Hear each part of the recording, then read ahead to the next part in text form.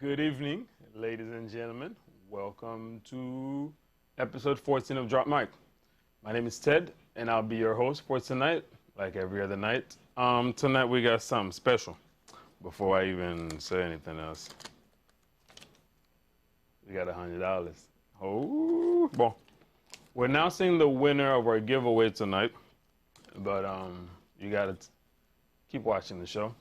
We'll announce that after our break tonight. So, tonight's episode is about finances, right? It's titled The Millennial Money Fix. You know, I brought in with me a group of young adults that'll be discussing, different aspects of finances, investing and things like that. So, share this video with your friends. Tell them to come watch. It's about time we stop living paycheck to paycheck. It's about time we start making money. All right? Welcome to DroppedMic, everybody. Stay tuned.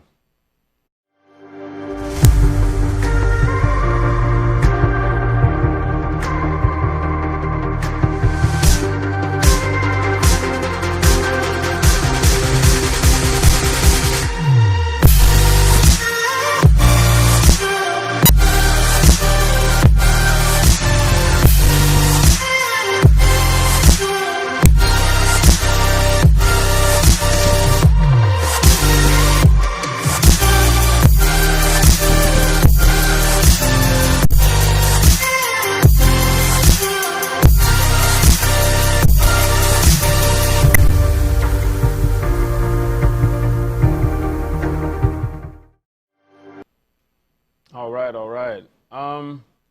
Without any further delay, I'll have our guests introduce themselves. I'll start with you, Mr. Bruno. Tell us a little bit about yourself, sir.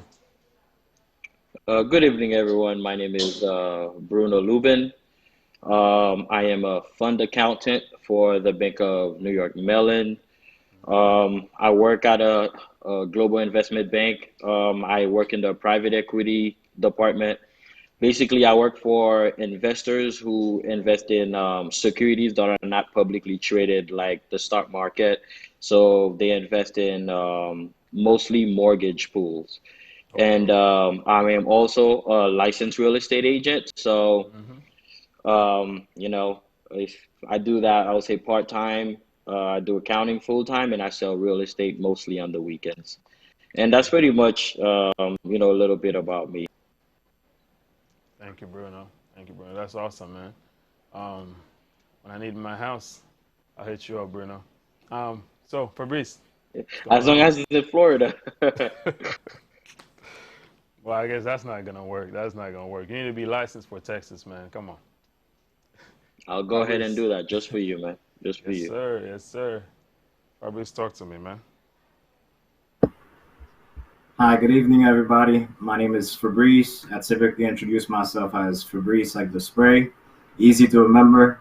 Last name is Clefin. I work as an AR manager, so AR stands for accounts receivable. AR manager for a nonprofit called Year Up. I currently live in Boston, Massachusetts.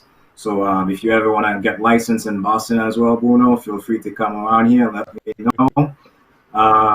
Besides that, I'm glad to be on the panel tonight. I love finances. I live, breathe finance. I can talk about finance from morning to night because that's my type of topic.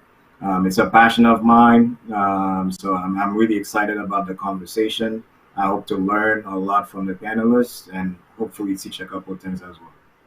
Awesome, man. Awesome. Thank you, Fabrice. And last but not least, we have Fedora.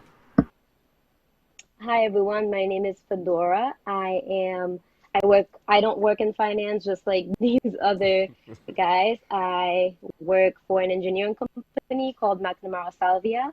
I am currently my master's degree in HR management.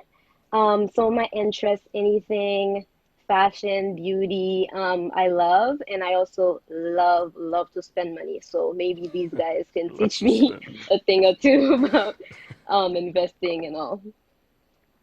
Awesome, awesome. Well, thank you guys. Thank you guys. And I hope our audience is tuned in. So let's talk about it, guys. So, finance. Um, so, we'll start with emergency fund, right? So, I want to hear from everybody. So, what's the best practice as far as saving for an emergency, emergency funds? How much of your paycheck or how much of your income should you put aside for an emergency account? Anyone can start. Um, well, I think it depends on how much you make and Mm-hmm. how many bills you have. Yeah. I think for some people it's not feasible to have both a regular saving and an emergency fund. I know it's like this is the thing that we all supposed to do because Yeah.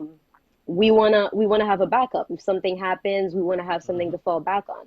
But depending on your situation, let's say you're a college student and you're working minimum wage, you Mm-hmm. might not be able to have both, or you might not Yeah. be able to put 10% of your paycheck as an emergency fund. Mm-hmm. You might only be able to put $10 every week, So I Mm-hmm. think it Mm-hmm. really depends on your situation, what your income is, Yeah. and how many, like your debt ratio, we would say. Okay. Okay. Thank you. Um, so Fabrice, what do you think? Sorry, I was on mute. So for me, I think when I talk about finance, the first thing I always think about, it's always about mindset, right? Mm-hmm. So a lot of people think about it as emergency funds. So the other thing I also think about is like stress-free fund, right? I hate stressing about money. I can't Okay. remember the last time I stressed about money. That's because, I remember when I first started stressing about money, it wasn't a good feeling. Mm-hmm. So for me, when I think about emergency fund, I think what's important is really about prioritizing, right, in terms Mm-hmm. of your spending. So Yeah. spending on things that matter and trying to cut things that don't matter, right? Mm. Mostly when you're starting small, I think Fedor talked about like starting small. I remember my Mm-hmm. first job, I was making $8 an hour. Mm. Yeah. Besides, instead of buying a car, I decided to do a 30-minute walk every day just so Mm-hmm. I could take the bus and save some money. I Yeah. know to a lot of people told me, you should get a car. but Mm-hmm. I know what my goal was. I know I wanted to be stress free. So Mm-hmm. because of that, I decided to walk instead of getting a car, and that's Mm-hmm. how I started saving. And you can Okay. start small, just like Fredo was saying, starting with $10, whatever you can do. And I think the most important thing as well is to automate. You want to make sure Mm. you automate your paycheck so that your money is going straight into that account for your emergency instead of like you trying to transfer it manually. So that's what I would say. Okay. Okay. And Bruno, what do you think? Yeah, yeah. So the a couple things that I would say is that Mm-hmm. when you basically the question what you ask like how much should we have in emergency funds, right? Mm-hmm. Mm-hmm. Ideally, I would say 3 months worth of your bills, right? So basically, it's like if you were in a situation where you can't work or you lose your job and you're looking for something else, you should Mm-hmm. have at least 3 months worth of your bills saved up in Yeah. order, for you to not struggle during that time where you find something else. Mm-hmm. And you could achieve that not only by the saving but also the spending, because a lot Okay. of people a lot of times we end up failing where we live right at the top of our income, where basically Mm. the our debt to income ratio is practically at 100%, right? So it's Yeah. like, because we have that mindset where, how they say, more money, more problems, right? Because we make more, we feel like we got to spend more. It's like, Mm-hmm. oh, now I could afford a car payment, then I go ahead and get a new car.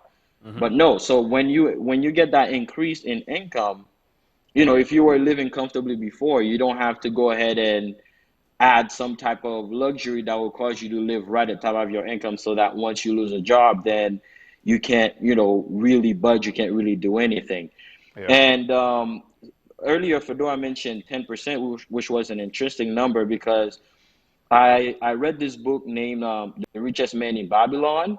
Mm-hmm. And basically, what the book taught is that you basically, like, if you are religious, then you know about tithe.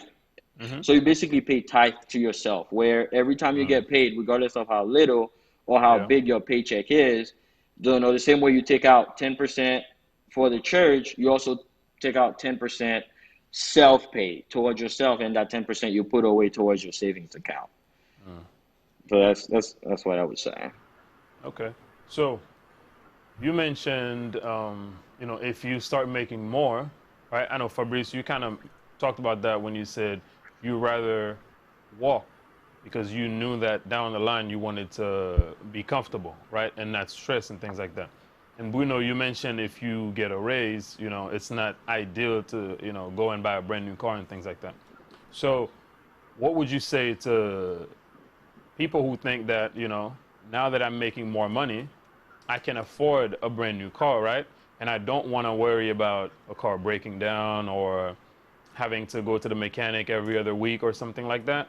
What would you say to those people who use that as a reason to purchase a brand new car? Okay, so it's about marginal cost versus Mm-hmm. marginal profit, right? So Okay. so basically, let's say you have a car that, every 2 weeks or every 3 weeks you have to Mm-hmm. spend a couple thousands on it to fix it. Then Yeah. ideally, it is better to go ahead and get a car that is not gonna break down as much. However, right? However, you could get a brand new car with a reasonable payment, right? Mm-hmm. So just like I know a lot of kids around my age that would go ahead and get a Challenger or a brand new I don't know, like a Benz or something, where they have like a $675 monthly payment on the car. You see Yeah. what I'm saying? Versus getting like if you get a brand new Kia Optima where you're paying $200 a month, it's still gonna take you from point A to point as well as that Challenger, right? It's Mm-hmm. just a lot of times we get carried away with the flashy things, right? And we just Yeah. wanna show off, that where we become in a place where we're literally spending every dollar that we have. Yeah. Like if you get paid bi-weekly, Mm-hmm. right? Like it would be ideal to have, like, okay, 75% of your check goes towards your bill, or 60% goes towards your bill, and 40% should be money where, if you want to go on a trip where, you're not like scratching your head about Mm-hmm. money. Mm-hmm. You see what I'm saying? So it's Okay. just it's just a matter of there is necessity, and then Mm-hmm. there is things that we just want because we want to look cool, you know? Yeah.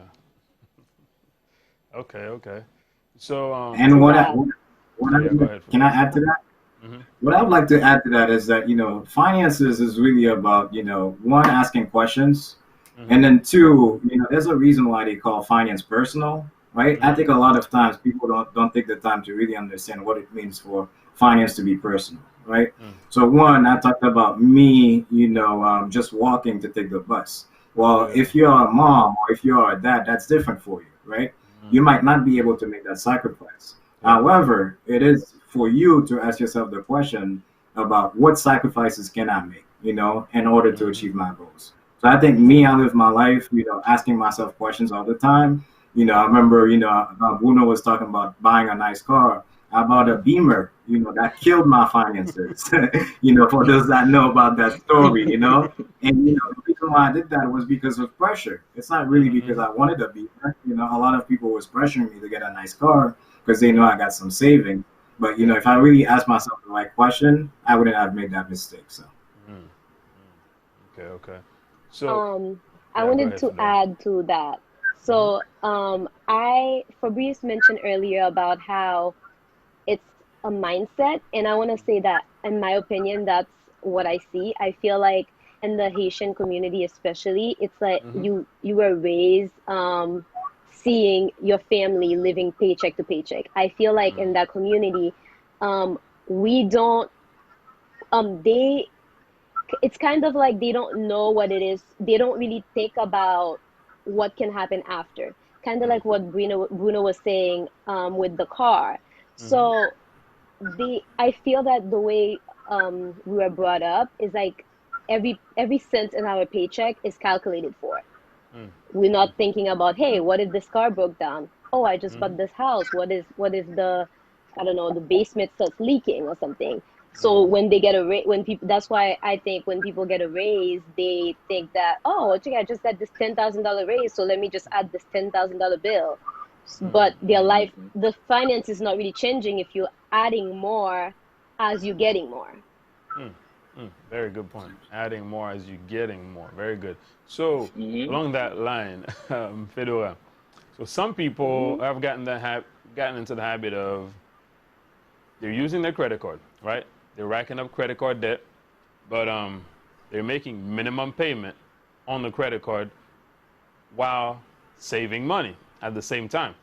So, do you think that's good practice? Let's say you could be making more payments towards the credit card, but instead you choose to save more money. Do you think that's a wise thing to do? Um, I think it depends on how much you use on the credit card. I know they Mm-hmm. always say you should try to stay below 30%. And Mm-hmm. also, I think you should always try to make more than the minimum payment. Yeah. And I always say that credit cards are the devil. If you not responsible, Mm-hmm. don't get it. I'm the prime example of someone in college that was irresponsible, getting like Mm-hmm. 3 credit cards, buying hair, shoes, and it came back to bite me like 3 years later. No one told me that it stayed on my credit for like 5 years. So I was after I paid my credit cards off and I was making payments, Mm-hmm. my credit still wasn't changing. So I feel like if you're saving money and not Mm-hmm. paying your card, it depends. If it's like it depends on the balance you have, I feel. Yeah. But I think you should always make a little bit more than minimum payment because you end up paying more interest Okay. in the long Okay. run. So, what if, let's say, for example, someone has $300 credit card debt? Hmm. They have $3,000 saved. Do you think that's ideal? Just pay it off. It That's makes right, no right? sense. Just pay the card off. That's what I What think. about you guys? What do you guys think? Yeah, I'll Yeah, I'll I go. would say. For so go ahead, my man. You go ahead. Go ahead, Bruno. Go ahead, Bruno. We're both too polite, right? So what I would say to that is, um, like she was saying, you can pick and choose, right? For me, Yeah. like, with my cards. I know Best Buy gives me what, 2 years interest free, right? Mm-hmm. 2 years financing interest free. So I know with like if I have a $700 bill from Best Buy, it's gonna stay Mm-hmm. $700, regardless of how much money that I pay on a monthly basis. Like it's not Mm-hmm. going up, it's not going down. But if you have a Okay. credit card where it's accruing like, 25% interest on a Mm-hmm. monthly basis, then it would be counterproductive to be saving Mm-hmm. while you're accumulating debt. You see what I'm saying? So it's like it would be counterproductive where you're putting money away, but at the same time, the debt that you have, it just keeps increasing and increasing, and at some point, you're gonna have to get rid of it. Yeah. And like Fedora was saying earlier, it is wise to keep your credit card debt below 30%, because when Mm-hmm. it comes to like making any real purchase, like the purchasing of a home, your credit score really matters when it comes to purchasing of the home, depending on, Mm-hmm. for like the interest rate that you will get and stuff like that. And Mm-hmm. the thing that affects your credit card the most is the usage. So if you keep it below 30% and you don't miss any payments, then you'll be looking pretty good, unless you get some medical collections that came out of nowhere, then that hit a little bit, which is kind of Yeah. like that's an outlier, that's an exception. But it's just again, it kind of goes down to like us not being able to control our wants, right? We see it like Ariana says in the song, I see it, I want it, and I get it. Mm-hmm. Except we're not in the same income bracket, right? So we end up kind of like deep in debt because Mm-hmm. I see it, I want it, I get it. Except the money is not mine. You see what I'm saying? Mm. It's like we got to remind ourselves that it's credit. It's not our money. We have to pay it back, and depending on who is like, you gotta get that 30% interest on a monthly basis. It's Mm-hmm. gonna pile up. Yeah. Fabrice, you wanted to add something? For sure. I don't think I could have said it any much better than Bruno and Fedora. But what I would say is, in conclusion, when you think about credit cards, is really to think about about why. Why does it matter that you should pay the credit card instead of saving the money? Is Mm-hmm. because, as Bruno said, it costs you to borrow that money, and then Mm-hmm. also it affects your credit score, which then will cost you down the line because it will cost you even more money to borrow. Yeah. So, it's really thinking about the why. Okay. Okay. So let's talk about investments, right? Nowadays we hear a lot about buy stocks, buy stocks. So if someone really wants to go into the whole investment thing, right? What do you guys think they should start, and with how much or how little should they start with? Let me start because I'm not really into the investment. But what personally I started with was this Mm-hmm. app called Acorn, because I don't Mm-hmm. really fully understand the logistic of the investing yet. Mm-hmm. Slowly but surely. But the Acorn app is an app that basically you can round up. Like, let's say you go to Target and you spend $10 and a few cents. They round up Mm-hmm. whatever you have left and they save it for Mm. you so you can invest. They Yeah. basically invest in what you're interested in and what you purchase. So basically, you Okay. don't do the work, and they just do it for you. So I Okay. think that's a good starter. Mm-hmm. Um, but I'll let the guys go deeper into. So Fedora, so Acorn, you have to have a bank account, correct? Yes, Okay. Okay. it's So it's linked to your definitely bank account. okay. Okay. Yeah, I'm So with that's a that good app. thing for I our viewers to know. Yeah. Go Yep. ahead, Fabrice. Yeah, that by using that app, Mm. I it actually helped me out because I think like in a matter of like 7 or 8 months, I had Mm-hmm. like $900 in there. Wow. I had like $900 in there from them taking 50 cents at a time, and also Mm-hmm. the return that you get on your investment. But to what I would say, right? What I would say Yeah. is when it comes to investing, like kind of like with the stock market, it's a little bit more volatile, right? Mm. Depending on how the economy is going, your money goes up, your money goes down. Where you could either end up I would say I would compare it to gambling. You could either end up like winning a lot or losing Like for example, again, even with the Acorns app, right? Like Mm-hmm. I remember I forgot what was going on. I don't remember if it was like a hurricane. I forgot what happened, and I just watched like my Acorns app. It was just it just keep going down and down. So Mhm. with the stock market a bit more volatile Mm-hmm. versus there are like options out there that would Mm-hmm. be kind of like more on the safe side. Mm-hmm. And not because I'm a realtor, but I would say number one is real estate. Real estate. So say you like $20,000 saved up. Instead Mm-hmm. of putting it on the stock market, I would suggest putting it down on a home. Here's the reason why: is because the value of the house it's all based on how the market is doing at the moment. Like houses, Mm-hmm. unlike a car, they don't depreciate. It's just it built in the 1960s. If the market right now, all the houses in that area are selling at 300K, Mm-hmm. even though it was built in the 1960s, if it's a house that is renovated or whatever, it's gonna sell at 300K just like everything else. So with real estate, it's a matter of when do you get your return versus whether or not you will get your return. So eventually you will end up getting the return on your investment. It's just a matter of when. That's number one. Number two, like I mentioned earlier, right? I work for investors Mm-hmm. who don't invest into the stock market. They don't invest into publicly traded securities. They invest into private stuff like mortgages and stuff. Mm-hmm. So you have financial institutions out there like the one of the most prominent ones that is the most famous is called BlackRock, Mm-hmm. and they have like different type of funds that you could Yeah. put your money into that is a little bit safer where they don't invest it as aggressively. Interesting. Like when pandemic, like you earn on it, but money then it does not drop drastically. Okay.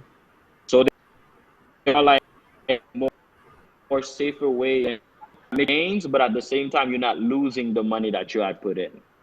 Okay. Okay. Makes sense. Sense. What about you, Fabrice? What do you think? So for me, when it comes to investing, I'd say like, my advice to everybody would be the first question you want to ask yourself is, do I have any debt, right? So we were talking about credit card debt before. Mm-hmm. So if you have credit card debt, you shouldn't even start thinking about investing in the stock market unless we're talking about your 401k, which is, kind of different. Yeah. So why? Why is that? Is because one, on your credit card, you're paying about 23%, right? On your Yeah. debt. 23% on average. And the stock market on average, does 8 to 9% a year. So you would make more money paying off your credit card than you would make in the stock market on average. That's one. Mm. And then two, as to giving a tip as to how to get started. Me, Yeah. the way I got started into investing, so me, I use an app called Robinhood. I Mm-hmm. don't use Acorns. I know about Acorns, but I don't use it. I use Robinhood. And the way Mm. I got started is I got started thanks to credit cards. And that's kind of funny because me, everyone talks about bad about credit cards. Me, I make a Mm-hmm. lot of money off of credit cards. So some people make money for points to travel. Me, I make cash back from credit cards to invest in Mm. the stock market. Okay. Also, a lot of credit cards they have referral programs. So typically, I try to refer my friends when they try to sign up for credit cards, and Mm-hmm. each time they sign up, I get about $50 to $100. Anytime I get extra money that wasn't my money from my paycheck, I try and invest that. And why do I do that? Is because once I'm using that money to invest, I don't care if I lose it. If Mm. it's money that's not mine and I lose it, because just like Bruno was saying, investing Mm-hmm. in the stock market is kind of gambling. Mm-hmm. So if it's money that I didn't have anyways, I don't care if I lose it. And then Mm. third thing I'll add is a tip is if Mm-hmm. you want to get started in investing, is you want to start off with your 401k. Yeah. Why your 401k? Because your 401k right off the bat is 100% return. So Mm-hmm. any dollar, so most companies, I can't generalize it for every company, but most companies, they just match your dollar. So what that means is if I give $100, the company will also put $100. That's Mm-hmm. already 100% return. You can't get that on the stock market like that. So, you do that on top of the investing. So that's a lot of money you can make. I'd say get started there. Yeah. Okay. Okay. Hmm. So what about someone who has a job that doesn't offer 401k? What do you think their option should be? Well, I think there's also other options. There's IRAs, and things of that sort. So obviously, you're not getting the match, so it's not the same thing. But I would say one, focus on building your emergency funds, Yeah. and then two, if you have credit cards, make sure you pay those off. And then if that's all set and you have, a good amount of money, me, I invest in the stock market because I have money that I can play with, right? Hmm. Because the stock market, it goes up and down. Yeah. If you're thinking about, buying a house and you invest, the 20K that you had ready to buy that house in the stock market, that 20K could be worth 2,000, $2,000. So you can no longer get a house from Bruno. So, now you mad. Now Don't you go mad at the stock. ahead. Don't be mad at the stock market. Be mad at yourself because Mm. that wasn't something you were ready for, and you took that Hmm. risk, and it didn't pay off. So that's what Mm. I would say. Okay. Okay. So, Fedora, earlier you were talking about how Haitian culture, our parents, they're used to the life of, living paycheck to paycheck, right? So, how do you think us, this new generation, we can break that cycle? By putting our foot down. I think Haitian families, the moment where they see that you're doing well for yourself Mm-hmm. and earning good income, quote unquote, you are able to pay your bills comfortably. I think sometimes they feel a little comfortable to just expect you to do certain things because you have that extra cushion. I don't think they understand that I don't want to speak for all. I don't think some Mm-hmm. understand that it's okay to just have money aside. Like it's okay to just it's okay that I have $1,000 in my account that has no, it's okay to just invest your money or to have that savings. And I think we can break that circle by being disciplined with our savings, and not going back every time we save something, not going back and touch it. We're like, oh, I'll put it back tomorrow, and then don't put it back. So I think discipline plays a big part of it. And for me personally, I have a spreadsheet where I have all my bills. I have the amount I earn, the amount Mm-hmm. I I have to pay, and I have like some money for fun, Yeah. and I know exactly what's coming in and I know exactly what's going out. You can't control what you don't know. So Mm. if you know exactly what you're bringing in and how much you Yeah. have to spend, that puts you in a better position to save money, have an emergency fund, and break that gen that curse, and also putting your foot down by not giving in to some Haitian families. Like they sometimes they pressure you to like do certain things, and I think it's very important to stand your ground and just be disciplined and just know that you're doing this for you. And if you stay living paycheck to paycheck and not have any savings for the future, how can you help them in the future? Mm. Mm. Really good. Really good. Any of you guys want to add to that? Yeah, I could add that. Again, one of the reasons why, right, we end up living paycheck to paycheck Mm-hmm.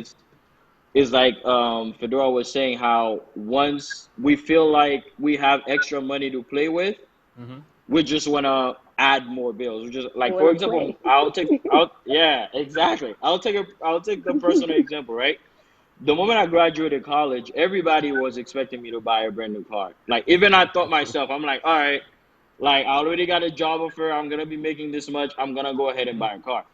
Yeah. But then I'm like, yo, no, because like I would like chastise my clients for buying a expensive car with like a $600-700 payment before they buy a house. Why would I go and do the Mm-hmm. same thing? So I had to Mm-hmm. sit back and think. So I'm like, you know what I'm gonna do? I'll buy a house instead. So because I would prefer to get that could be like, not only do I live in it, but when I no longer live in the house, it could become an asset. Either depending on how the Mm-hmm. market is, I go ahead and sell it, Mm-hmm. or I could just go ahead and rent it to someone and have the house pay itself, right? Yeah. And Yeah. then even after I bought the house, I still had leftover income because I didn't get a mortgage that is right at the top of my income. Mm-hmm. And people were still like, all right, now you got the house. Where's the brand new car? But I'm like, but my 2010 Honda Accord still runs. Can I buy? Can I buy a Tesla? Yes, but does my 2010 Honda Accord still work? Yes. So am I gonna get a car payment? Definitely not. You see No. what I'm saying? So which is so as a result, right? As a result, from my paycheck, like Fabrice was saying earlier, from my paycheck, I pay myself the 10%. I put Mm-hmm. 10% of my paycheck towards my 401k. Mm-hmm. And like he was saying, my company matches it dollar for dollar. Yep. So that means if every paycheck I put $200 away, they put $200 away on my behalf. Mm-hmm. So, That's like great. basically on a bi-weekly basis, that's $400 being put like math. And then like like another thing too, like Fedora was saying with the budgeting, right? Mm-hmm. If your bills are like right at the top of your income, you want to be able to track it. You want to be able to track to see how much you're gonna have left, so that you don't go Mm-hmm. over.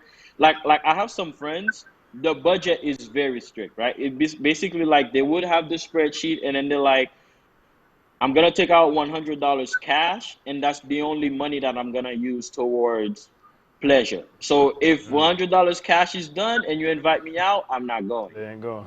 unless you pay. You see what I'm saying? So it's like Mm-hmm. it all depends. Like for example, me, I personally, I don't do any budgeting. Why? Because my bills are like way below like my income. Like I have a cheap mindset. Like Mm-hmm. if my car is not broken, I'm not gonna go get another one. I'm not gonna like until I'm at a point where I'm like filter reach, where I could feel like okay, I'm just throwing money out. Then Mm-hmm. yeah, but dude, if I'm working on 9 to 5, cheap mindset. That's how you build it with a cheap mind. Some people will talk bad about you though. They'll be like, "Hey, he makes money. He's still driving this car." I'm like, "Does the car work?" Yes. So Man, we're driving it. man, I totally agree with you. You know, I got a well, I did end up getting another car, but I still kept the old Toyota. Fabrice, you remember that Toyota Yeah, man. '09? It has right now it has 350,000 miles on it, still running smooth. Wow. Wow. You know, Yes, sir. I'm at Yes, 228. sir. Yes, I'm at sir. 228 so it definitely saved me money there. You Fabrice know. can't relate. with the Beamer. I would add to a couple of things that Bruno just shared. I so absolutely agree with Bruno. So first and foremost, just like Bruno, he was talking about a car, an old car he has, but me, I had an old iPhone. I had an iPhone 5. I We're in remember. 2020, guys, and I had an iPhone All 5, right. and I literally changed it last week. But the point that I do want to make here that's super important is I think like it's really important to realize that pressure will make you make mistakes in terms of your Mm, finances. Correct. People will always try to pressure you to do what's supposed to be trendy, or because you have a certain amount of money, you should have a nice car, you should have a new phone, or things of that sort. And that's how I ended up buying my Beamer, which was very unusual of me because I'm typically super cheap. But when you have a lot of people pressuring you, you tend to make mistakes. But to get back to the question of Ted about the Haitian community, so I think I'm blessed because my family is a little different. Mm-hmm. But one of the things that I do is I don't let people know how much money I make, how much money I have saved. Yeah. I think once people Yeah. know how much money you're making, how much you have in your savings, the expectations that they put on you, they start to rise up. And that's why I Mm-hmm. don't like to let hmm people know how much money I've saved, how much money I'm making. This way, there can be no drama. That's right. That's right. That's a really Yeah, good I one. would That's a have to really good agree with Fabrice. one. I think the entitlement comes with when they know exactly what you're making and they know what bills you have. Mm-hmm. That comes with it. But I wanted to like ask you guys, what if, because you were saying that you have a cheap mindset, or what would you say to somebody that wants to buy let's say like they want to buy a better car, but then that's like an investment on them in themselves. Kind of like, let's say they want to buy a better car, but they want to do Uber, so they'll earn something back. Like, what would you say that like that's smart, or would you say no? Like, what's your thought on that? To Yeah, me, I would say I that's think, just. Go ahead, please. go ahead, Bruno. This time I'll let you go. Nope, this time I'm letting you go first. This time I'm letting you go first. Get it Yeah, together, you guys. thank you. I think for me, what I would say that's a smart thing to do because this is an investment. This is not you just spending; it's an Yeah. investment. When it's an investment, it's something that will bring you back money. It's always a smart thing to do, right? But before you do that, I would ask myself a few questions. It's like, why do I need a new car? Is it like, if you only need a 2007 Toyota to do Uber, maybe just do it with the 2007 and fix it up and make it look nice. You But you can might run have and a it's like, 1994. if you have a 1994, you see that's a different Okay. situation. Because I think with finances, it's always about context, and where you stand, because it's not always like, a one size fits all. So that's what I would say, personally. Mm. Okay, makes sense. Go ahead, Bruno. Boom. Yeah, no, yeah. Fabrice put it very well. It's all about, like, in accounting terms, it's all about asset and liabilities, right? So basically, if that car that you're getting, it becomes an asset that brings you money and it offsets the bills that come with that car, then yes, it's a smart idea. Again, if you take the example of a house, right? When you buy a house and you get a mortgage, the mortgage is a debt. You have a liability on the mortgage. But let's say, like, my mortgage on my house, let's say for example it's 1,300, right? And then Mm-hmm. I rent the house out for 1,500 a month, then the house is practically paying for itself, and I'm walking away with an extra 200 in my pocket. So it is a debt, but that debt is kind of like, you're using that debt and turning it into an asset because it's bringing you money. So Yeah. if I buy a new car and my payment is 250 a month, but Mm-hmm. then I drive Uber and I make like $500 a week from driving Uber, then that car is practically an investment, not really a liability, because it's making me way more money than what I'm spending on the car. Mm. Okay, Okay. but I think that not a good investment. Like you were saying Mm. for the house, let's say that I have $20,000 and I put a down deposit in a house and I buy a house and I rent it out, and that was all my money. So Mm. that's an investment. I'm getting some money back. Like you were saying, if I rent the place for $1,500 and you walk away with extra 200, but now what if the plumbing gets messed Mm. up? Like, what do I do? Like, I know there's insurance and stuff, so I don't really know like the technicality, so you can, school me on Mm-hmm. that. But like, what do Mm-hmm. you, is that like a good investment, you know? Mm. That's an excellent question. Which is why, like, when you purchasing a property, right, you do kind of like a home inspection on it. You hire a good home inspector. Basically, you have an overall idea of the condition of the home. But it does come with tenants, right? When you have tenants living in your house, where Mm-hmm. they're not gonna take care of your property the same way you do, right? So they Hmm. practically, gonna, put holes in the walls and stuff like that.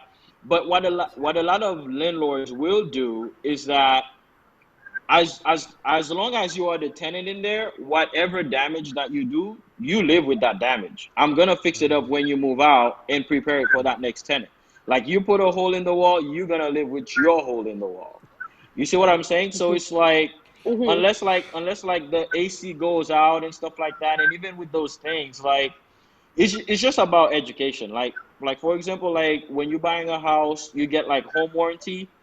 You probably pay like $400 a year for the warranty, and if your AC goes out, you call them, they fix it. So there are a lot of things that you could put in place where you're not spending so much on the house itself. But another thing I would say too is, like, if all you have is $20,000 saved, right? You don't want to throw the whole $20,000 into buying a home and you don't have anything left, because you want to have some type of cushion. You always want to have, like, you always Hmm. got to be thinking on. Because what about the first month or the first 2 months, I can't find a tenant. I still Mm. got a mortgage to Hmm. pay. Yeah, You see what I'm that's saying? right. So you always gotta. It's all about, like, just gotta think everything through. And then another good thing to do is, don't hesitate to reach out to people and ask questions. Like with everything in life, if you know somebody who's already doing that, you could reach out to them and ask questions on how to go about things. Very good point. Very good point, guys. Um, so I mean, there's always the option of buying another. Some people buy what they call a cash car. You know, $2,000-$3,000 car, that Yeah. lasts forever. Again, going back to my Toyota, you know, I didn't spend $4,000 on that car, and it's still running. I drove it from Texas to Florida and back. I thought it was gonna catch fire on the way there, but you know, car's still running. So let's talk about credit scores, guys. Right? So a lot of people really don't understand how credits work. You know, they compare it to your high school GPA or college GPA, right? You make one mistake and it dives, right? But then when it's time for it to go back up, you know, it's just slowly crawling, you know, and stuff like that. So what do you guys think is best practice as far as raising or improving a credit score? I would say first, when you get a credit card, if you Mm-hmm. can't afford to pay it, don't Yeah. buy it. Mm. Because again, like I was saying earlier, Mm-hmm. I didn't know that when you don't pay a credit card on time, it has like this thing on your credit where it lasts Mm-hmm. for like 7 years. Mm-hmm. When I was in high school, I senior year of high school, I got two credit cards, and I didn't know I was paying. I was a broke college student. I was not paying my bills on time. I was like, well, I'll pay next month, and that's fine. I was paying next month, but I didn't know that late payment it's there until about last like 2 years ago or last year. I was speaking to a real estate guy, and then he Mm-hmm. was like, oh whoa, that's from like 2016. And I'm like, oh, like, because from after I graduated I was able to pay my credit card fine, but Yeah. it still doesn't erase these bad decisions that I took, that I made in the past. So I would say, in order to increase your credit score, Mm-hmm. from what I know personally, is spending. Don't spend more than, try not to spend more than 30%. Pay a little bit Mm-hmm. more than the minimum payment. What Yeah. also has helped me, I don't know if that's actually like a fact or if it's just in my head, but I split my payments in two. So let's say I owe $50 for the month, like Mm-hmm. I'll pay 25 the first, and I'll pay like 25 the 15, like before Yeah. the due date. Mm-hmm. And I feel like that improved my credit score, but I might be wrong. But and also, I don't buy anything that I know that I can't afford. If I know I can't afford it with my own money, I'm not buying it. I Very try good. at Very least. good. And I know you said something that's really what was it? You just said it. It's like when you What is it? split the payments. I've heard a lot of people talk Oh about yeah, that. You know, like it hits your credit as two payments. So I don't know. I think yeah. that's a very I smart don't thing. know how. I feel like when I do that, it goes a little up, but I don't know. Yeah, I've heard about that But too. Yeah, go ahead, guys. yeah. I think so for me in terms of credit score, so Mm-hmm. first thing I would suggest everyone to do is everyone should pull their credit reports at least 3 times a year. And those are free. So there's a website, it's a federal website, super safe. The website is annualcreditreport.com. And then from there you Hmm. can pull your credit report from each credit bureau. And I will explain why this is important because a lot of people they have they do everything right, they're paying their credit cards and whatnot, and then their credit score is still not good. And Mm-hmm. a lot of times it's because there are things on there that you don't even know that are there. I know Fedora talked a little bit about that, about Mm-hmm. something that she had paid late, that she didn't even realize that she had paid late way back in the Mm-hmm. days. And in my company, a lot of times we have to pull credit reports for applicants. A Yeah. lot of times, guys, people they using your credit, your social security number to Mm. open things under your name. And Mm. sometimes, if you don't know about that, and they not making the payments, that's actually affecting your credit score, right? Because you have this debt that they saying you're never paying, but it's actually not your debt because someone used your Mm-hmm. credit, your social security number to actually Yeah. open something under. So I think it's super important to always check your credit report. And then in terms of tips, you always want, I know they told about 30% as the magic number. Me, I try not to spend more than like 10-15% of my credit card. Mm-hmm. And so I know that's worked well for me because my credit score speaks for it. And then always pay your credit cards on time, like Fedora said, at least the minimum payment. Even if you can't make the full payment, you should Mm-hmm. always make at least the minimum payment. because that matters a lot. And then also, they usually say like, don't get more credit, but if you open other credit cards, it basically grows your debt to income ratio. Not debt to income. I forgot what the exact word is, but because you have more credit, when you're actually using the credit, you have more to put it against. I'm not explaining that right. But the last thing that's the most important tip is for someone to put you as an authorized user on their credit card if they have a great credit score. Yeah. So funny story. So one time I actually went to to pull my annual credit report, and I realized that my lady had put me on her credit card as an authorized user, and I didn't even know about that. So once I was looking through these things, and I saw something that said Barclays, and I'm like, I don't have a credit card named Barclays. Why is it saying Barclays on there? And then I think she was next to me and stuff, and I'm like, I don't even know about this thing, Barclays. And she's like, oh, I actually added you on there. I didn't tell you. Funny, it worked in my favor, but there are situations where that might work against you. So that's why it's so important to put your credit report. Yeah, that's very important. Bruno, I don't know if you have anything to add to that before we move to the next question.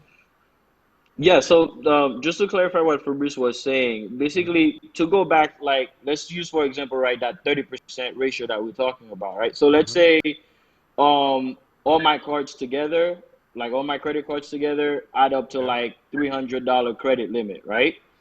And I use $30 of that, then I'm at 10%, right? Yeah. But then let's say I go ahead and get a new credit card that's for $700 limit.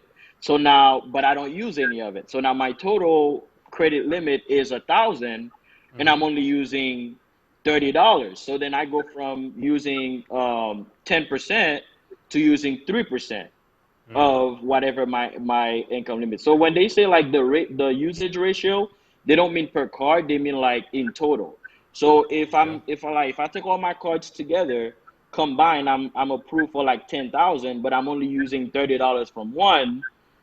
Then it's just showing like, okay, you got all this credit, but you're only using this much. So then that works in your favor. And one of the most important things is those late payments. Though, like you miss a payment, you'll go down a solid like 20 points easy by missing one payment. Like it's like, yeah. And another rule of thumb is like if you don't have the money cash to turn around and pay it off the next day, don't buy it. That's what I would say. Don't buy it on the card if you can't turn around and pay it off the next day, because it's like you buying stuff that you can't afford, basically. So what would you say Can to I just add one someone more that? thing? Oh yeah, go ahead, Fedora.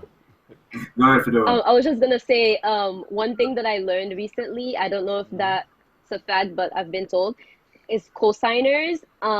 If you cosign a loan for someone and the person is not paying the loan, or like, let's say somebody's trying to get a car and their credit is too low and you cosign for them, if they're not paying it on time, it can affect your credit. Yeah. It's So, your and yeah, debt. and also I recently learned too, like Fabrice was saying that about the credit, if you don't have enough credit type of thing. I just learned that because I just paid my car off and I was so happy. I was like, oh, I don't have a debt. But Congrats. I realized that, thank you. But I realized that I didn't have enough credit. So I had to call my credit card and see if they can give me an increase because with two lenders, it looks like, I don't have enough, they can't see if I'm reliable or not, basically, because that car payment, that was probably like $10,000, that car loan that I had is paid off. So now I just ended up only having like one credit card. So I had to try to get an increase so I can increase my credit. Okay, okay. So I like the fact that you brought up the cosigner, right? Because that was my next question. So someone just sent me a message and they wanted me to address that. I guess it's a personal thing to them. So they said, our parents, a lot of times, once we become professionals, we start working, they want us to start, let's say, hey, guys, we need a house. We need a new house, right? It's a family house, so they expect you to co-sign the loan for the home. right? Or guys, we need a house. You know, everybody needs to be committed to purchasing this home together as a family home. You're not married. You know, you haven't settled somewhere else, like, you know, where you want to live with your family and start your life. What do you guys think about that? Do you guys think this is a smart thing to do, or what do you guys think? I think that so for co-signing, I Mm-hmm. recently attended a seminar Mm-hmm. regarding, credit score and everything. Yeah. And the lady specifically said, do not co-sign, not for your mama, not for your daddy, not for your sister, nobody, because Mm-hmm. you don't know, it can affect you in a negative way. I know it may sound selfish, but I Mm-hmm. think when it comes to co-signing, you just have to really think about it. What are Mm-hmm. my goals? So, and the question you asked, you said they're getting a house and they need co-signer. What are your goals? Like, are you trying to buy a house in the next 5 years, or are you trying to buy a house the next year? Like, what are you trying to do? What are your plans? Like, are you trying to get married? Are you trying to start a family? Mm-hmm. I think if you're trying to buy a house or do your own thing in the next year, it's smart to co-sign a loan because you're gonna get your credit pulled again Mm-hmm. when it's time for you to get your own house. And I know sometimes if it's like first time home buyers, there's some certain things that you can't qualify for because Mm-hmm. you already co-signed on that loan for with your family. So I think you just have to be smart about it and think about like what if it's feasible for you. I think it's like Fabrice was saying, it's not one size fits all. So it depends on the Hmm. person and their situation. Okay. Okay. Very good point. Anybody else want to add to that? Go ahead, Bruno. This is your area. You can take this off. Yeah, yeah. So, to add to what she was saying, right? Well, like Mm-hmm. basically, when you're a co-signer, you might as well be the signer. Like, Mm. their debt is your debt. Your name is on there. It's the same Mm-hmm. thing. Like, and personally, I know people that went ahead and bought a home with their mom or for their mom, and Mm-hmm. now they have a wife and kid and still living in an apartment because their income is not Mm. enough to support two mortgages. So Mm. it does come to like, personal experiences. Versus I know somebody else who's buying a house for her mom this year, Mm-hmm. co-signing with the mom this year, but then buying her home next year. Why? Because with her income, she can actually afford both. Like Okay. even if the mom was to default on her house, she Mm-hmm. can afford paying both the parents' home and her home at the same time, right? So it really all depends. And another thing too, like in our culture, right? In our culture, we kind of like our parents raise us in a way where they're like, okay, I'm gonna put everything that I have into you Mm-hmm. so that when you make it, I sit back and then you take care of me. Like what I think they Amen. we have a like I think we have a saying. I think that what is it like what is it? Bui Bui sapiti kapiti Sit tudol tu dorgoze. dorgo pose. or something like that, I right? Yeah. hate that. Versus I hate it. yeah. Versus other cultures, they're like, all right, you 18, you gotta go. You're on your own. Like I need to be Mm-hmm. saving my Do for money for yourself. myself, my retirement. So it really all depends. It all depends on like how much money you make. Can you actually afford to be co-signing on a home for your family and still be able to accomplish your personal goals?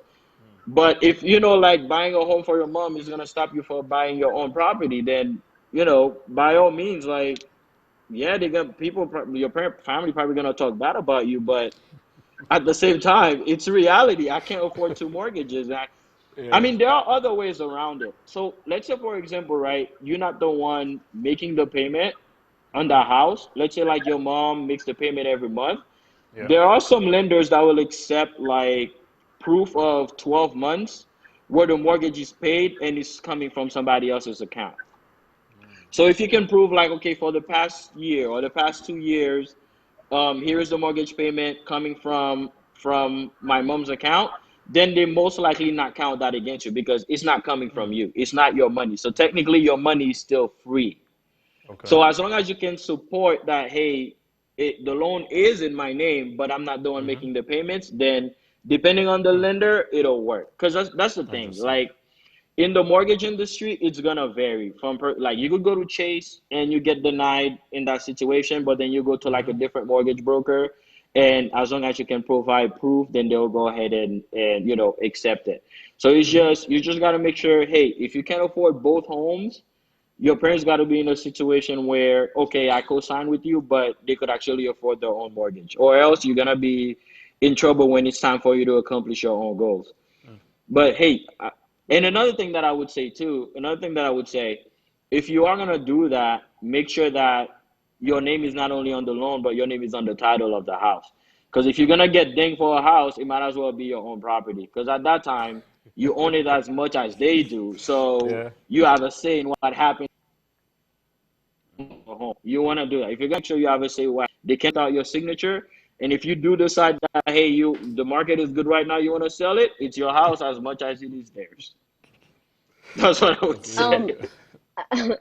I just want to say something to add when you were saying that Haitian parents, they put everything on you and they expect everything back. I feel like they expect it too soon. Sometimes we're still building as young adults, and like I said earlier, if I don't have it, then you won't be able, if I don't have it, I can't take care of you. If I don't work on myself and make it to where somewhere where I'm comfortable, I can't, you know, I can take care of you and, and make your life easier. So we both can't struggle. If me buying a house for both of us is gonna keep me stagnant in the same place and not move forward, I don't think it's a smart idea. And I think, and also with the mindset, like I said earlier, you just have to kind of put your foot down, because I don't know any Haitian mom that understands this aspect of things. But I really agree with you because there's also, how do I say that? Us millennials coming here to the States, right? Our parents, most of them came here, they don't have school debts, right? They don't have college loans and things like that. But some of us do, right? And coming out of college with a job, you're not starting right here. You're starting at the bottom because you have to build and climb out of that debt, right? So it's taking you time to build your future, and now having to support your parents, that also puts a toll on you. So that definitely makes sense. So Fabrice, I don't know if you have anything to say on that before we. No, I think they cover it all. I agree with everything they say. All right, awesome. Well, we're gonna take a break now, guys, and I want to remind our audience that it is now time for you guys to ask questions. We'll be pulling questions from YouTube and from Facebook, but if you want to call in, you can definitely do that and ask a question to any of our panelists, or you can ask a question to the entire panel. Also, when we come back, we'll be announcing the winner of the giveaway. So in order for you to win, let me see, where's the Benjamin? In order for you to win this $100, you had to have followed DroppedMic on Instagram at the.droppedmic.show. On Instagram, you had to have shared any of our videos in your story and tagged 3 of your friends.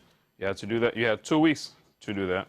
We have a winner, so we'll announce the winner when we come back. So don't go anywhere. Continue sharing the video. Invite more people to watch. We'll see you guys soon.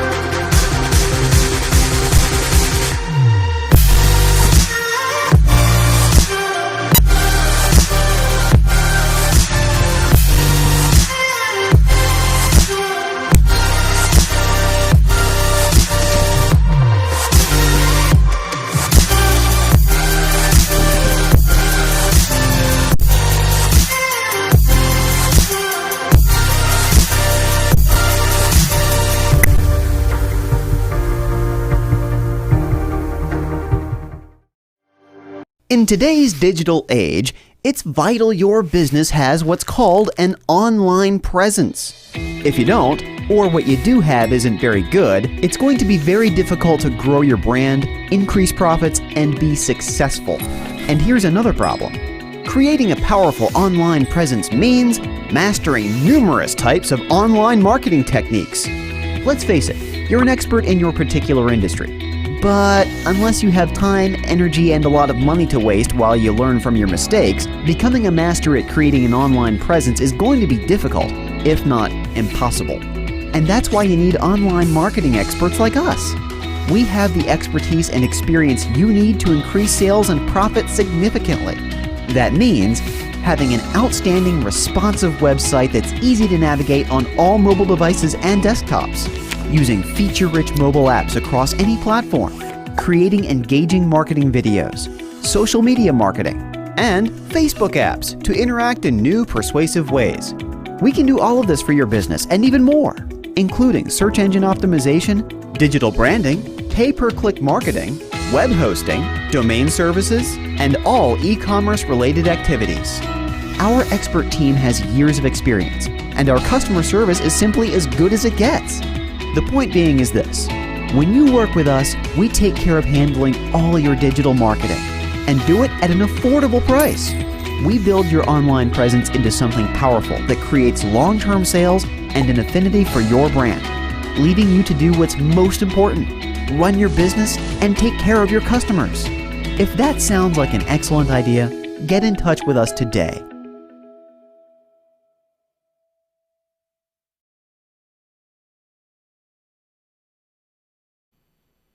All right, all right, all right. So we're back. We're back with our panelists. So the number should be on the screen shortly.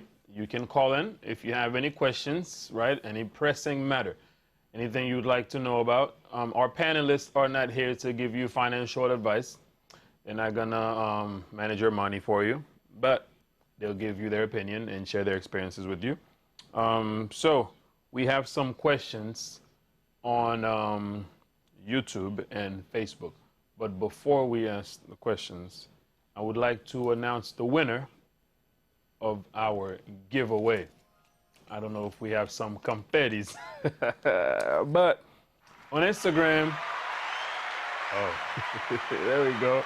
On Instagram, her name or username is, let's see, if I could get a drum roll or something. All right, so the Instagram username is allsmiles181. Allsmiles181. $100. Woo. All right, so all smiles. Definitely reach out to DroppedMic on Instagram, and we'll make sure you get your $100 before you go to sleep tonight. All right, congratulations. I'll ask you for $50. I'll send you my Cash App. And question for my panelists. Someone asked, what happened if I close a credit card account? Would it affect my credit? My panelists, take it away. I'll start off with that one. Okay. Yes, if you close a credit card, it will absolutely affect your credit. The reason why is because once you close that credit card, you will lose that payment history. So even when you pull your credit report, you will see that, well, credit in general, it's all about history. It's all about your history of payments. You know, are you usually paying on time? How many payments have you made? That's basically what it is. So if you do close a credit card, not only you lose that payment history, but the second thing you also lose is when we're thinking about your credit ratio. So basically, like, you know, like Bruno was talking about, if you have two credit cards, one for 500, another for 500, you have 1,000 total. But if you close one of them, your credit limit is only 500 compared to 1,000. So it does affect your credit score. Awesome, awesome. And Fedora, you were gonna say something? Oh no, I was gonna say it does, but he elaborated. So Yeah, he someone covered it. asked another question on YouTube. They said, do you think various sources of income is a must? What do you guys think? I think yes, if you can. If it's possible and if it's feasible for you, then yes. It's a plus. I also think it depends on how much money you're making.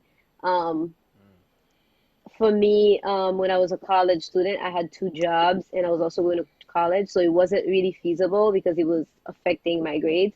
But I think depending on how much money you make and you feel like you can afford another stream of income and it's feasible for you, I think it can help. Okay. Okay. Mm, a very good point. Now, we know in this age, right? A lot of people were talking about becoming an entrepreneur and things like that. So, do you guys think that it's a wise thing, right, for somebody to start a small business? Or is there any advantages of starting your small business versus having a 9 to 5? Or should you or can you do both? Um, I'm gonna say that I think this generation we are very obsessed with entrepreneurship and Mm. like just being a business owner. While I Mm-hmm. think that's great and it's good to like own something and have Yeah. something, I don't think that entrepreneurship is for everybody. I think I don't think it's for everybody. I don't think everybody needs to start a business. Some people thrive in their 9 to 5. That doesn't mean that you can't have, like Bruno was saying, like a real estate. That's like a little. That's something else that you can have on the side. Mm-hmm. I don't know if that would be considered as your own business. You Yeah. guys can correct me if I'm wrong, but I don't think that being an entrepreneur is for everybody. I don't think everybody have the mindset. I don't think everybody have the drive. I Mm. don't think everybody has is willing to like put in what it takes to be an entrepreneur. That's my Mm. opinion. Awesome. Awesome. Do you guys want to add to that? Yeah, I'll add to that. Mm-hmm. Fedora couldn't have said it any better. Like with a 9 to 5, right? That's Mm-hmm. 8 hour a day. I go in, I do my 8 hours, I go home, I get my paycheck. Mm-hmm. Versus running a business, you get in, I mean you get out what you put in, right? Yeah, that's And right. by running your own business, you could end up working like 20-hour days, right? But it Mm-hmm. all comes down to your drive. How much do you want to make? How much work are you willing to put in to make a certain amount of money? So that's the difference. In entrepreneurship, you're your own boss. You have that kind of like that flexibility where you decide, okay, I want to make this much, so I'm gonna work towards making this much. Versus it's not somebody pressuring you. It's like basically you work if you want to. For example, when I Mm-hmm. was when I was in college, real estate was the only thing that I was doing. Mm-hmm. I know tuition is coming up, so guess what?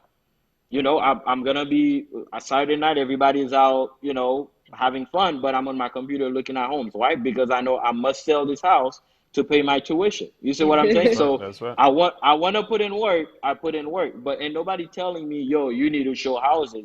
No, it's all up to me. You have that flexibility. You have that freedom to relax when you want to. But at the same time, in order to be successful, you literally have to like run through walls. You see what I'm Mm. saying? Versus the 9 to 5, it kind of brings like the stability where like, okay, I could come in and do the bare minimum that they require me to do for that 6 7 hours Still of the get paid. day and still get Mm-hmm. paid. You like, especially right now while working from home, like I literally Mm-hmm. had my laptop next to me, and then I'm playing 2K every now and then, touch the mouse. You see what I'm saying? Let's So hope it's your just boss is not it watching all this. it all Let's hope they're not watching. right. Right? so it all comes down to like what are you trying to accomplish? Like Yeah. it's all about mindset, because a lot of times, achieving that financial freedom, achieving that wealth, a lot of times it could cause us our sanity, right? Like if you don't Mm. have the mental toughness for that type of, then it might, because like I've experienced that where, like, for example, my last semester in college, I was doing Mm-hmm. school, I was doing an internship, which was a 9 to 5, and still Mm-hmm. selling the real estate. Mm. But I wasn't ready for it. You see what I'm saying? So Yeah. I basically had like breakdowns because I wasn't built for it. Now that I'm used to it, it's okay. Mm-hmm. That's my way of life. And to kind of like go back to like the two streams of income too, like two streams of income is important because right now I'm kind of like at peace. I know like one kind of complements the other.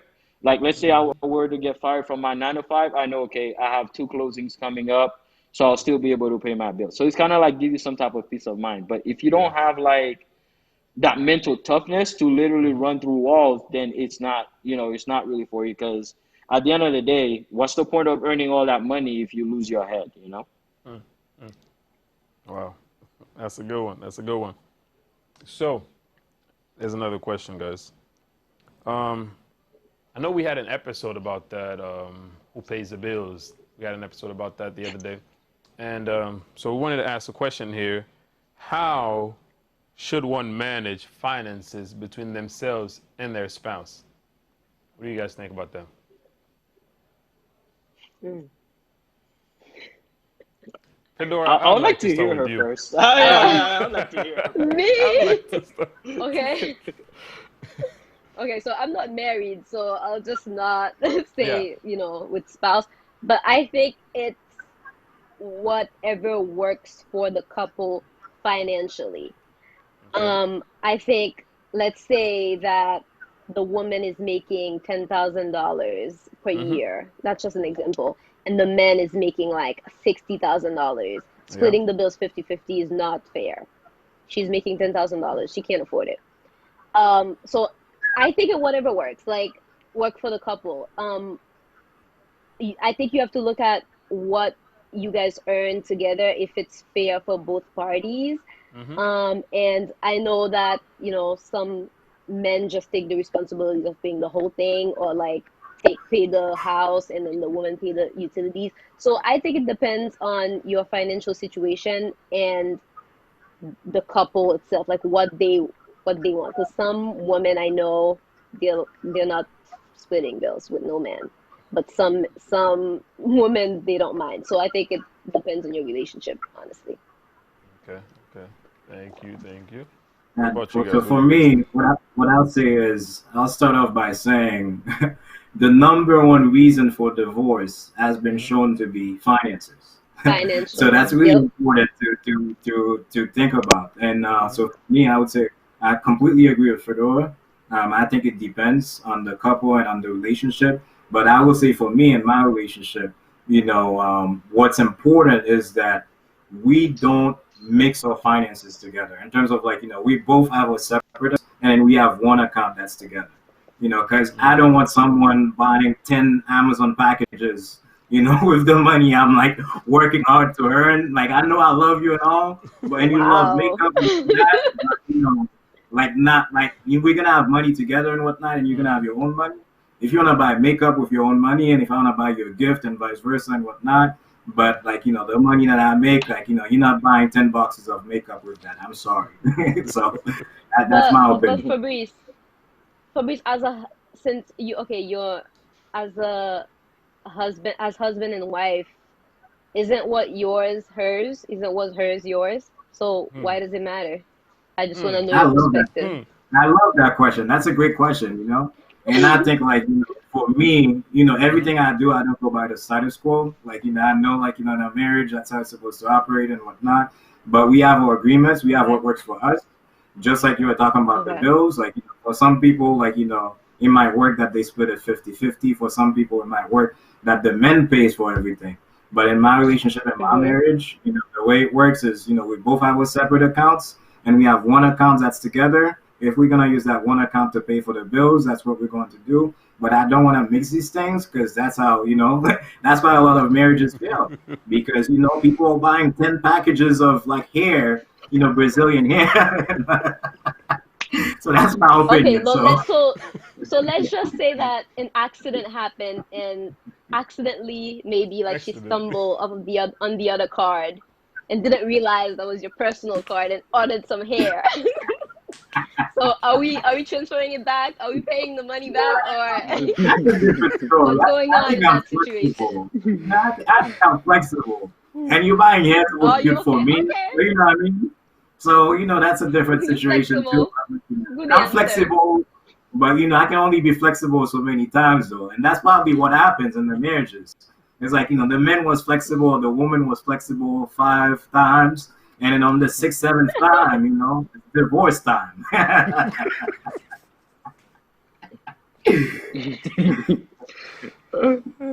That sounded like an intentional accident, Fedora. you know. you Bruno, know. I don't know if you want to but add yeah, anything to so that, Bruno. Yeah, so what I would say is this, right? Hmm. Ideally, you want to be able to pay all your bills with Hmm. just one income, like which is One either Mm. income. or. Like basically, ideally, basically what I mean Hmm. by that, like if wife loses job, husband could take care of everything by himself, and vice versa. If Hmm. husband happened to be crippled now, like let's say your man is in construction, he breaks a leg, right? Mm. And he Ooh, was making 60K a year. He was making 60K a why year, you right? gotta be a leg So, though? but no, no, I'm just giving an example, right? So let's say your man makes 60K a year, right? Hmm. In construction, and you're making 40 as the woman. You guys should be living off of like both of you are making 40, because if it goes down, your 40 should be able to take care of everything. Mm. Cover. Ideally, that's the way it should be. So that either party goes down, Hmm. everything keeps running like a well-oiled machine, like nothing ever happened. Mm. That's what I would say. Like I like either or, right? Like live off of the income that is less, whoever's income it is. That's Mm. ideally, right? Ideally. Now in the situation where it's like because the thing is I think it's all about communication and what works for each couple. There are like, Mm. for example, like I've seen couple in my families where the man pays all the bills, but then he just sees his clothes. He don't know how the clothes got there. He don't know how groceries get in the house. You see what I'm Mm. saying? So Mm. they have Yep. communication. Yep. Yeah, Like okay, you basically compensate in all other this ways.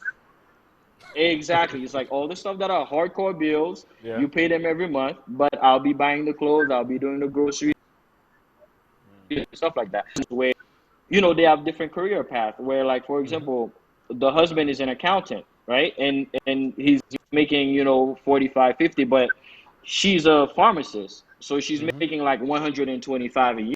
So what they do, they live off of the smaller income, using his money to pay the bills, while her money is being invested towards other things. So it's all about Mm. financial literacy. If I am Yeah. like Fabrice was saying, let's say like we're using my income to Hmm. pay all the bills, and your income is not being touched towards bills, Hmm. like buying a bunch of unnecessary things, and we're not really using your money towards like anything that will help us build Unnecessary to wealth you. and yeah, get into the situation. No, but here's the thing, right? Like It's very with necessary. and not everything is, because here's the thing, like our goal, like whoever I marry, our goal should be like, okay, trying to break away from working 9 to 5. Like like Mm. my goal personally is to like have enough like real estate properties as investments, that I Hmm. would be working because I'm bored and I don't want to sit at home, but not because I need to work. You see what I'm Yeah. saying? Yeah. So if my income is paying the bills and it's not being used, yours is not being used towards anything, I would want to be using that towards investing into things. You see what I'm, so that then when we get to that point where okay, we both could just like we like reach a certain amount of wealth where money is no longer a problem, then yeah, Hmm. buy 20 packages of makeup, because regardless of, it's true, because regardless of how many packages of makeup you buy, we could still take that vacation and our bills still get paid. You see what I'm Yeah. saying? Yeah. It's like it's like koke babu to where you can reach. Like some people try to do Oh, above their okay. means, man. It's just like, how Okay. do you even say that in English? I don't know how you say that in English. Hang your I beard. just No, I just want to add something. yeah. Hang your view. I just want to I just want to add something. I know you were saying earlier how, ideally if the like whoever earns the most money, or like let's say if the man pays all the bill, let's say he loses his job, his legs broken or whatever, ideally it's the other income could, cover everything. But let's be real, like Hmm. in today's day and age, I don't think a lot of people are living where if their husband or wife loses their job, one income can take care of everything and more. I Hmm. like let's just be real. Like I feel like especially with the job market, with depending on the job you have, depending on what income you're earning, like sometimes that's not feasible. And I think that's where the emergency funds comes in handy. So like it's like a good balance in case that's like the wife's income or whoever makes less money's income can't cover everything, you have like a little cushion where in the meantime you're not like falling, you're not like struggling to pay your bills. Very good, very good. Hmm. Let's see if we have any questions on here. No questions on Facebook. Let's see if we have any more questions on YouTube. Let's see. Okay, so someone asked a question on YouTube. Hi guys, what is the best way to make a short-term investment? What do you guys have to say about that? Can you repeat the question, Ted, please?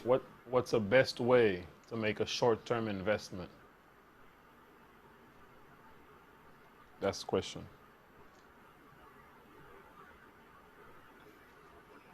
I think what I would say to that is, you have to define what a short-term investment is, right? So it really depends. It really varies. So some people, they consider short-term as 1 year or less. Some people, like, your short-term might be 3 months. Your short-term might be 6 months. It depends on what your goal is, right?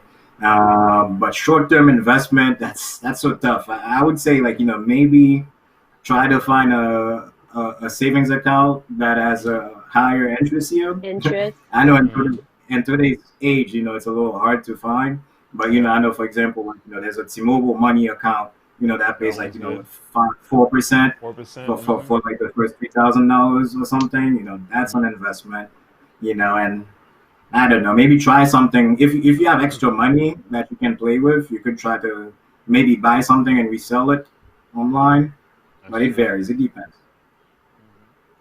And I guess I can even add some things that, there's some people that do what they call Poshmark. I know the ladies do that a lot. They buy clothes and they sell it on Poshmark, right? Sell unused items and things like that. So these are all things that some people can do. Well, we don't have any more questions, guys, and I believe we are at time. So, once again, I would like to thank our panelists for coming on the show tonight. You guys were amazing. I love the energy, and I believe our guests really loved all the wonderful advice and opinions and experiences you guys shared with us tonight. So I want to remind our audience that DroppedMic is ending. We have one more episode next Friday.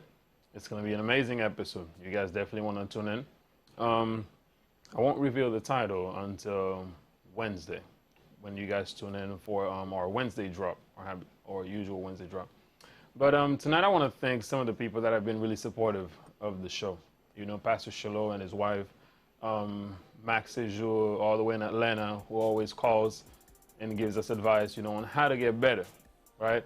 ND and GV, or Restless Producers, right? The show looks this good because these guys make it this good, right? Mina, Sephora, always helping out. The team, Carlo, everybody who made this show what it is today. And I mean, there wouldn't be DroppedMic without our panelists, right? I think this panel tonight, but next Friday, I'll spend more time thanking our panelists, everyone who's been on the show from episode 1 until now. And I mean, what would DroppedMic be without our audience, right? You guys are amazing. You guys rock. We love you guys. DroppedMic will be back for season 2. But until then, I want you guys to continue sharing the videos. We'll bring something to keep you guys entertained in the meantime. And there's another show also that will be coming with Pastor Shiloh. You guys will get more information on that on our next episode. But thank you all for tuning in tonight. Thank you for sharing the video. Thank you for all your questions, for the love and all smiles. We got you with that $100. And I hope you got me with that $50. All right, guys, have a great night. Take care.